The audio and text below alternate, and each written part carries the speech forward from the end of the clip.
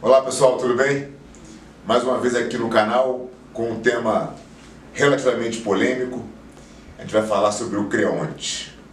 E eu vou dar minha opinião para vocês do que eu acho dessa palavra que o jiu-jitsu, na verdade, mestre Carson Gracie criou e se espalhou pelo jiu-jitsu durante muitos anos, e que foi o tratamento, né, que se deu a todas as pessoas que saíam de uma academia para outra.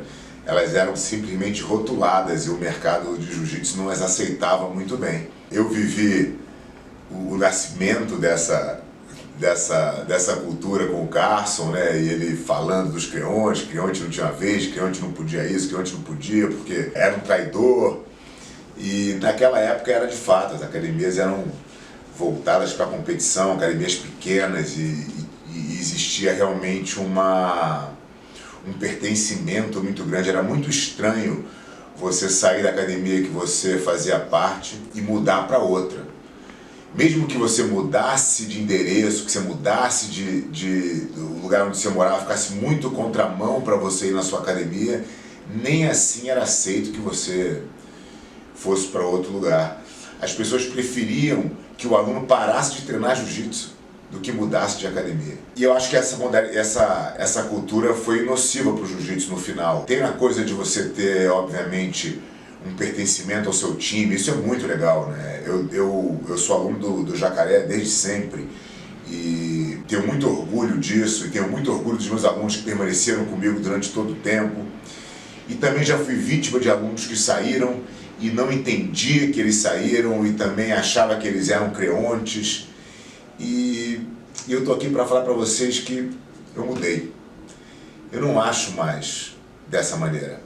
Eu não me atinge mais o aluno que sai da minha academia. E eu vou falar para vocês o porquê que ele não me atinge mais. Porque quando o aluno sai da minha academia, em primeiro lugar, ele sai porque eu não estou conseguindo entregar o que ele busca. E aí isso pode ser uma falha minha, ou isso pode ser um objetivo diferente desse meu aluno. Se ele quiser uma coisa que a minha academia não oferece, o que eu posso fazer? Eu vou fazer ele ficar treinando num lugar que ele não está feliz, né? Se ele pensar diferente demais do método como a gente trabalha, eu vou querer esse cara dentro da minha academia, se ele não quer ficar aqui. Então, eu acho que o jiu-jitsu tem que amadurecer nesse ponto de entender que o mercado está aí. Os alunos têm direito de ir para onde eles quiserem. E a gente vai ter os alunos que a gente merece ter, e não todos aqueles que a gente quer. Então, acho que a gente tem que fazer, na verdade, quando a gente perde um aluno, a gente tem que fazer uma autoanálise. Por que eu perdi esse cara? Onde eu errei? E não entender que esse cara tem um vínculo eterno comigo, porque um dia ele representou a minha equipe. Porque se a gente ficar pensando dessa maneira, que serviço que eu preciso prestar para esse cara? Se ele já está na minha equipe, ele não pode ir para lugar nenhum. Eu não tenho esse direito, né? O meu aluno tem o direito de ir para onde ele quiser.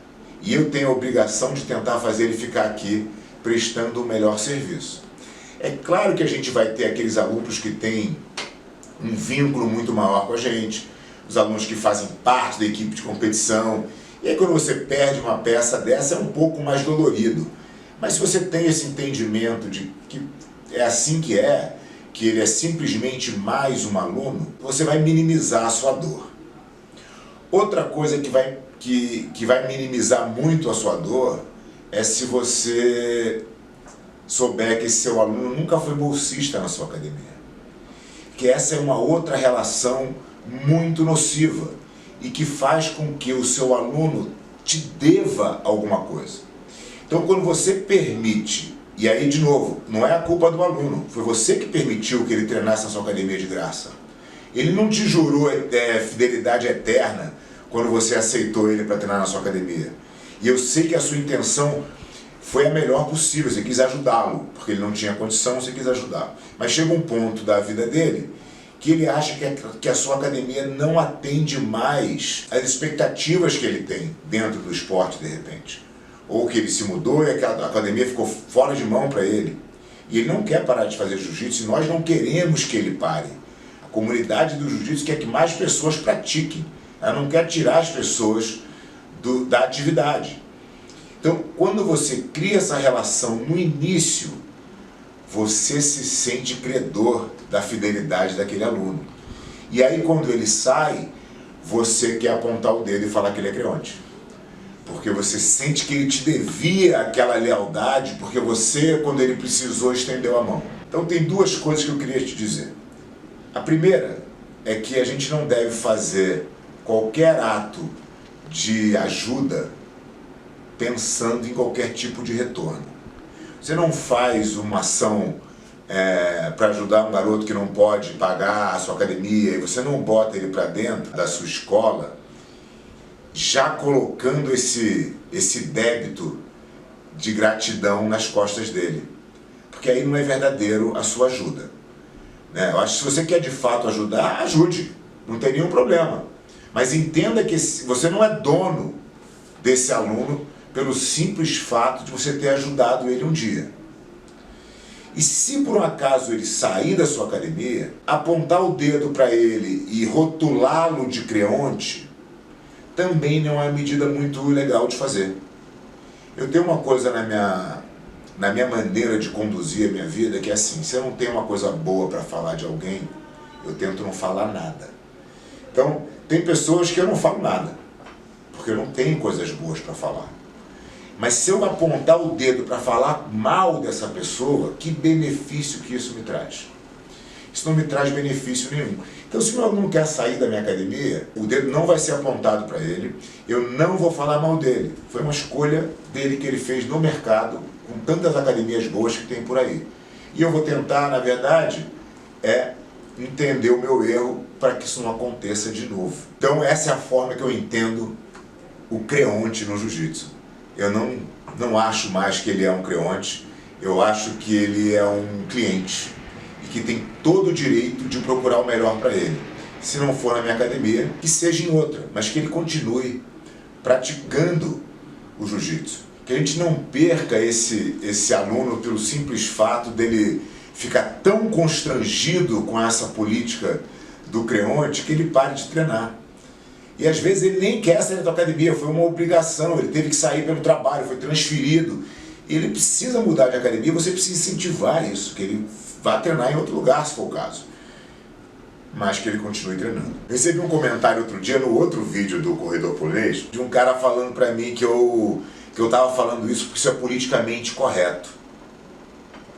Eu queria responder para vocês, se alguém tem também essa opinião, que eu não tenho o menor motivo para ser politicamente correto. Né? Eu estou dando para vocês a maneira que eu de verdade penso e faço na minha academia. Né? Se vocês quiserem continuar pensando diferente, não tem nenhum problema. Né? Tem vários comentários de pessoas que não pensam como eu e está tudo bem. Mas eu não faço isso para ser politicamente correto, eu faço isso porque eu acho que é um benefício para o jiu-jitsu. Esse canal aqui tem o objetivo de melhorar o jiu-jitsu, de melhorar o entendimento das pessoas para que as academias possam crescer. E você não vai crescer se a sua política for essa do creonte. Se você tiver uma academia extremamente voltada para a competição e apontando o dedo para quem não faz parte dela. Então eu espero que você reflita e veja se realmente essa política do creonte traz algum benefício para o jiu-jitsu. Tente fazer o seu aluno ser fidelizado a você pelo que você oferece a ele. Né? Você vai ser muito mais feliz e ele também. Te vejo na próxima.